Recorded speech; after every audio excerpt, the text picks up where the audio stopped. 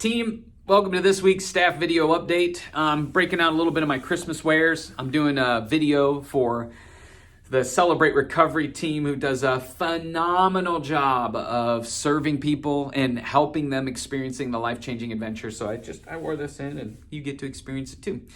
One thing, this is going to be a relatively brief staff video update. The first thing is we are continuing our series Jerkface. We've been getting some great reviews, and I don't know if you looked at the attendance last weekend, but overall, physically and overall attendance, we had a solid weekend. It seems like this topic is resonating with people. This coming weekend in particular, I think can be very insightful, but it could also be a weapon if not used appropriately.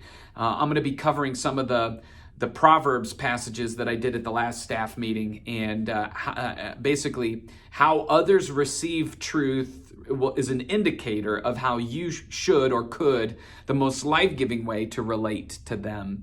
And so we're going to talk about how to lean into the people who are wise. Listen to the wise. You need to put limits on those who are foolish. That doesn't mean you eliminate them. It means you give clear boundaries, potential consequences, some of that stuff for the people who just have a hard time receiving truth. And then you need to leave the wicked. You need to give them space. You need to set them free or protect yourself from them. That does not mean you don't love any of these people, but this is how you relate to them. And I think the majority of your friendships, not all, let's say arbitrarily, like 60% of your relationships you should be growing with wise friends. And I would say 35 to 38%, 39% of your relationships should be potential foolish people that you've limited well, just because we're all gonna find ourselves in those seasons. And then you're probably gonna have a small percentage of people that you're gonna have to leave, or that you're just gonna have to, have step out of your life. So that's what we're talking about this weekend. As we begin to step into Thanksgiving, your campus pastors are going to be speaking. They're going to continue the conversation. I'm excited about that. And then in December, we're going to talk about how to unwrap Christmas spirit. Like when we receive gifts, there's a receive, but in order to enjoy that gift, I have an action that I need to participate in order to see it and to be a part of it. And so we're going to talk about how to unwrap joy in the season, because I think everybody wants to experience Christmas spirit. I think everybody wants to experience joy. And so is that something that just magically appears, or is there an unwrapping that we get to do to experience that in our life? And then Josh Whitlow is going to talk about how to unwrap peace. And then we're going to get into Christmas weekend. And then after Christmas weekend, I'm going to sit down with, I'm going to do this ahead of time, but Dr. Jason Brower and I are going to talk about some of the unique things that we find ourselves in after Christmas, before the new year, new me, new you, all of that stuff, and speak to that particular season and what we can do to start our year off with fresh energy, not feeling drained, and some of that stuff. So that's going to be exciting. That's what's coming up. What I'd like for you to do right now, especially for those of you that are at your campus teams, is this is intern recruitment season. And so maybe it's just set a task for the weekend service where you're going to be on the lookout. You might want to just take 5 minutes and see if any internship candidates come to mind. If you need to, hit pause and try that now. Just take 5 minutes and go think through some of the faces that you see at the weekend, and just kind of go, okay, who are some people, and maybe have a little verbal dialogue to see if it sparks other faces. Just kind of write those down right now. Yeah, if you hadn't hit pause yet, go ahead and do that. This is the time for you to look at them and go, hey, have you ever considered? Don't promise them the internship. Don't be like, hey, I'll get you into the internship. Instead, just say, have you ever considered? The interview process alone is an eye-opening, purpose-clarifying experience for people. And so don't be afraid to ask, and don't be afraid if the answer is no.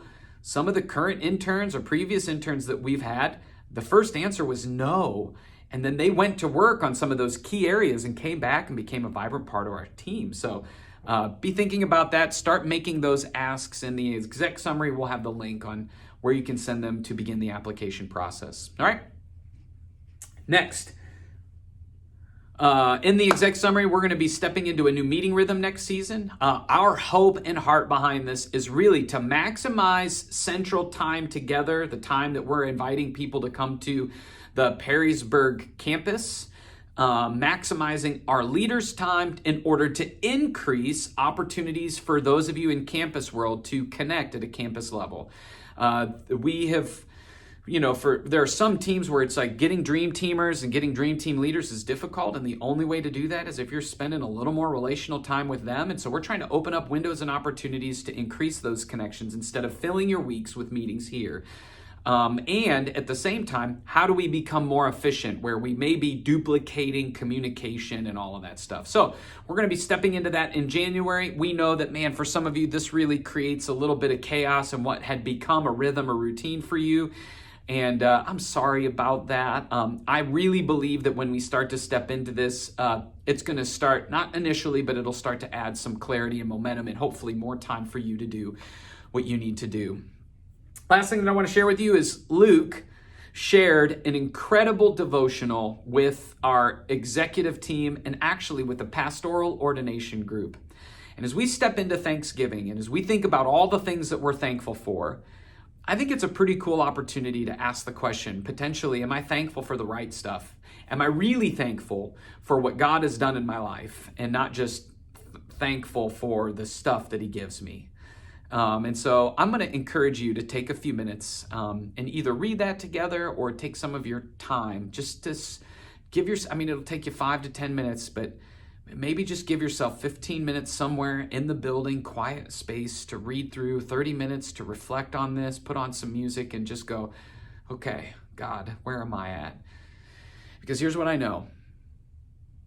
If you're not experiencing God and knowing him in personal and rich ways, then the people who come and hang out with you aren't experiencing his grace through you. I mean, that doesn't mean you're a jerk or a jerk face. It just means they're not experiencing the supernatural grace that comes through you. And the only way we can do that is when we're taking time to go, okay, I want to live from God's source of strength. I want to live from my identity in Christ. I want to live from the truth that he is what matters most.